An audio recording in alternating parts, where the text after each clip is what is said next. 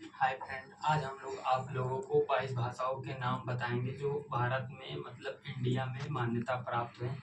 पहले संविधान क्या हुआ था, जब संविधान बना था 24 नवंबर 1949 और तो उसमें क्या हुआ 26 जनवरी 1950 को जो लागू हुआ था, तो उसमें क्या हुआ था कि 14 मूल भाषा जो थे उनको मान्यता प्राप्त हुई थी। फिर उसके बाद 8 भाषाओं को और ऐड किया गया, जो अभी मैं आप लोगों को लास्ट में बताऊंगा कैसे कौन सी भाषा कब ऐड की गई है।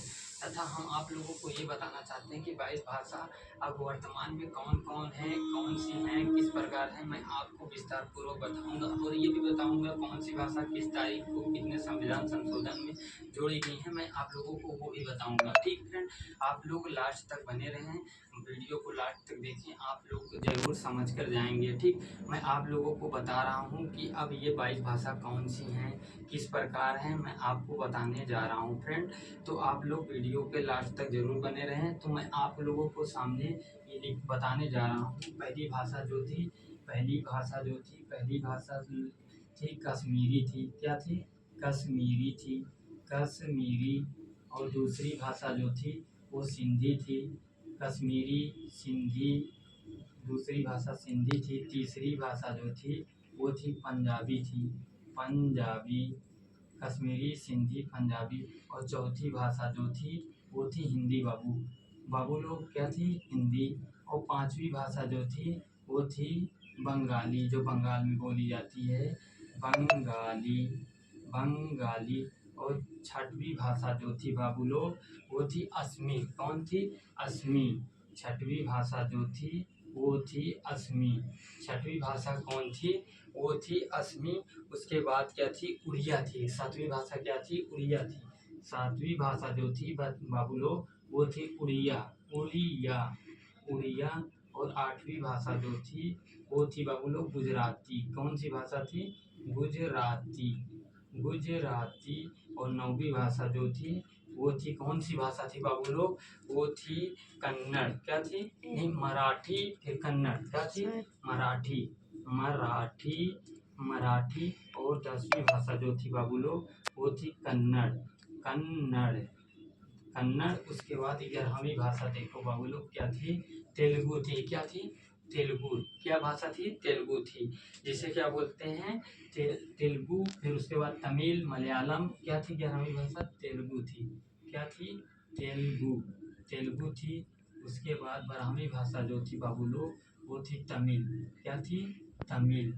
उसके बाद 13वीं भाषा जो थी वो थी मलयालम। क्या थी? मलयालम, मलयालम। और इससे एक प्रश्न और बनता है, चाहे उल्टा पढ़ो या सीधा पढ़ो मलयालम ही पढ़ा जाता है। चाहे इधर से भी पढ़ोगे तो मलयालम पढ़ा जाएगा, इधर से भी पढ़ोगे तो मलयालम ही पढ़ा जाएगा। उसके बाद 14वां भाषा जो था उर्दू था। क्या था? उर्दू था।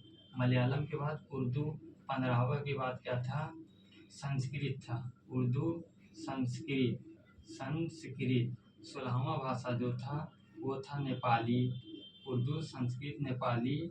उसके बाद 17वां भाषा जो था तो वो था मणिपुरी।